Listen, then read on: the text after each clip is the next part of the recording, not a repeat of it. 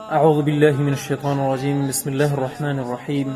يا أيها الناس اتقوا ربكم الذي خلقكم من نفس واحدة وخلق منها زوجها وبث منهما رجالا كثيرا ونساء واتقوا الله الذي تساءلون به والأرحام إن الله كان عليكم رقيبا. وقال الرسول صلى الله عليه وسلم: صلة الرحم وحسن الخلق وحسن الجوار يعمرن الديار ويزدن في الأعمار. د اصلاح پلور د خبرونه درنو اوریدونکو السلام علیکم ورحمت الله وبرکاته. درنو اوریدونکو د نن ورځې موضوع مو ده د خپلوي پالل او صله رحمي په اسلام کې. صله رحمي د اسلامي ټولنې د اسلامي جامعي او د اسلامي کورنۍ له اساساتو نه ده. الله جل جلاله په قرآن کریم کې فرمایي چې ای هغه کسانو چې ایمان مو راوړی د الله نه وویریږئ، له هغه رب نه تاسې ویره وکوئ چې تاسې له یو نفس نه پیدا کړي یاستئ، له هغه نفس نه د هغه بیبي پیدا کړې ده او له دې نه بیا نور سړي نارینه او ښځې پیدا کړي دي.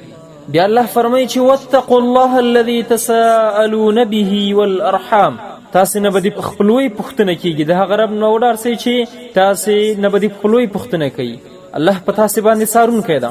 عکرمه رضی الله عنه فرمایي چې د دې آیات په تفسیر کې چې اتقوا الله لا تقطعوها، د الله نه وډار سئ خپلولي مه پرې کوئ، ځکه دا تاسې لپاره د دنیا په ژوند کې هم غوره ده او د تاسې لپاره د آخرت په ژوند کې هم غوره ده.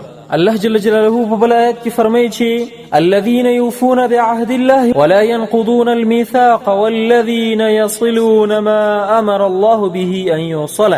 دلته الله جل جلاله د متقیانو صفت ذکر کوي چې والذين يصلون ما امر الله به ان يوصل، او دا هغه کسانان دي چې دوی هغه څه پیوسته کوي له هغه چا سره خپلوي کوي چې الله جل جلاله د هغوی سره د پیوستوالي امر کړی ده او دوی د آخرت له سخت عذاب نه بیریږي. علما فرمایي چې خپلوي پالل چې دي دا مال زیاتوي، ستا له کورنۍ سره ستا مینه اضافه کوي، مرګ لرې کوي، اجل ستا لرې کیږي په دې سره.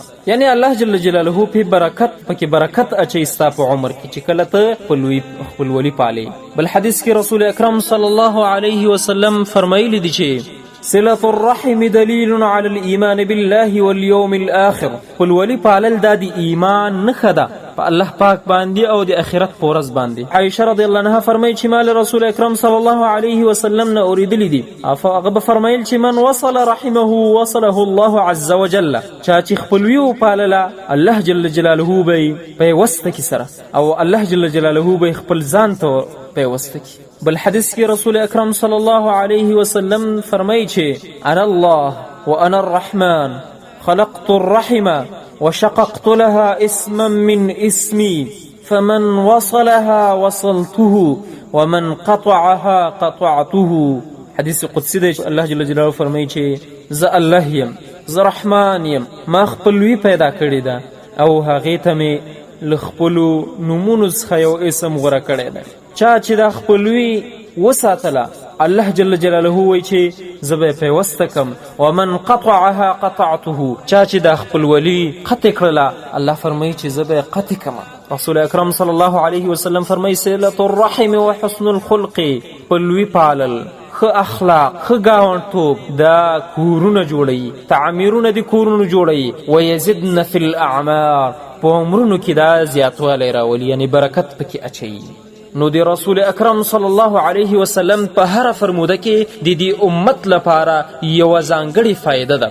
پکار دا ده چې خپلوي وپالو، یو بل ته د عفوي، تېرېدنې، اخوت او مینې او ورورولۍ فضا له یو بل سره قایمه کړو، نه دا چې له یو بل نه نفرت وکړو. نفرت څوک چې نفرت کوي الله جل جلاله به د خپل دیدار او الله جل جلاله به هغه متنفر کړي همدغسې.